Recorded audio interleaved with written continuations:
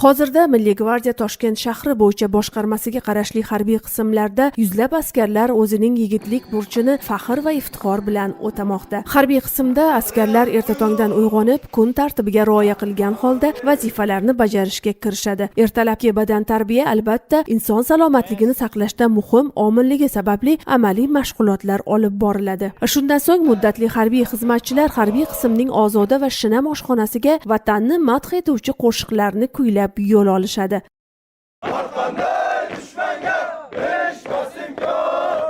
Alohida e'tirof etish joizki, askarlarga maxsus mutaxassislar tomonidan tuzilgan menyular asosida tayyorlangan oziq-ovqatlar taqdim etiladi. Ertalabki saf tayyorgarliklari bo'lsa chuqurlashtirilgan tartibda tashkil etiladi. Unda yosh askarlar safda turish va harakatlanish, shuningdek qurol bilan harakatlanish va amallar bajarish, shu bilan birga saf tayyorgarligi bo'yicha boshqa bir qator vazifalarni o'zlashtiradi. Ma'naviy barkamol inson yurtiga sodiq, vatanparvar va botir bo'ladi deyishadi. Bunday fazilatlarni yosh harbiylar qalbiga chuqur singdirishda ma'naviy ma'rifiy tayyorgarlik darslarining o'rni beqiyosdir. Har bir o'tkaziladigan mashg'ulot mavzusiga alohida yondashilgan holda darslar intensiv shaklda olib boriladi. Muddatli harbiy xizmatchilar armiyamizning asosiy tayanchi hisoblanib, hozirgi kunda harbiy qismimizda 100 dan oshiq muddatli harbiy xizmatchilar o'z yigitlik burchini ado etishmoqda. Muddatli harbiy xizmat davomida jangovar maxsus tayyorgarlik, ma'naviy ma'rifiy tayyorgarlik mashg'ulotlarini o'tkazishmoqda. O'z mutaxassisliklar bo'yicha chuqur bilim va ko'nikmalarni o'zlashtirishmoqda. Mashg'ulotlar natijasida vatan uchun o'z jonini ham ayamasdan fido qiladigan o'g'lonlar tarbiyalanmoqda. Bundan tashqari, jamoat tartibini saqlash, jamoat xavfsizligini ta'minlash bo'yicha muddatli harbiy xizmatchilarimiz ko'nikmalarga ega bo'lishmoqda. Kelajakda milliy armiyamiz safida xizmat qiladigan yetuk kadrlar yetishib chiqishiga ishonamiz. Shuningdek, askarlarning ma'naviy ma'rifiy bilimlarini yuksaltirish bilan birga jangovar va kasbiy tayyorgarligini, jismoniy ruhiy salohiyatini oshirishga katta e'tibor qaratilgan bo'lib, mashg'ulotlar tajribali ofitserlar tomonidan yuqori saviyada o'tkazilib kelinmoqda. Askarlar uchun o'q otish mashg'ulotlari mas'ul ofitserlar nazorati ostida tashkil etilib, jangovar avtomatdan amaliy o'q otish mashg'ulotlarini o'tkazadilar. Mas'ullar tomonidan ularga qurollardan to'g'ri foydalanish tartibi hamda aniq nishonga olish borasidagi ko'nikmalar berilib, baholanib boriladi. Oddiy askar Salimjonov o'q otishga tayyor.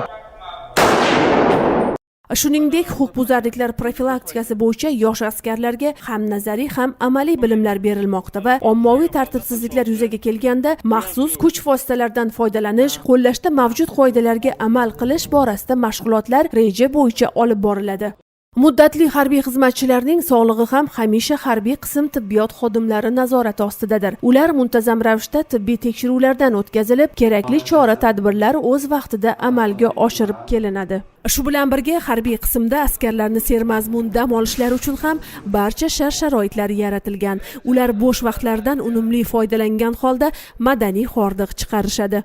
Tibbiyot sohasida o'qib, hozirda muddatli harbiy xizmatni o'tayotgan 23 yoshli Samarqand viloyatidan tashrif buyurgan Odilov Nurbek ham shu bugun vatan uchun xizmat qilayotganligidan juda ham mamnundir.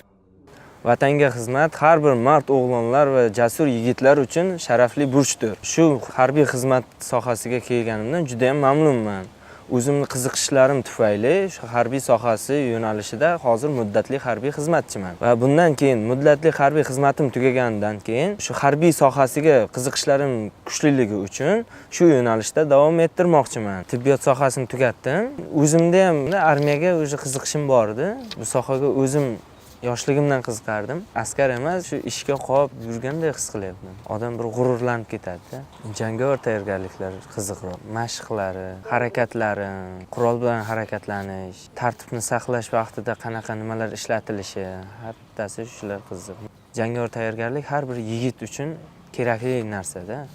Har bir yigit kishi qurol ushlashi va qanday ishlatilishi, qanday hollarda ishlatilishini bilish shart. Erkak kishiga bu oliy bir vazifa. Mendan keyingi yoshlarga ham tavsiya qilardim vatan uchun xizmat qilishini, armiyaga kelishini. Muddatli harbiy xizmatga kelganimdan so'ng bir she'r yozgandim.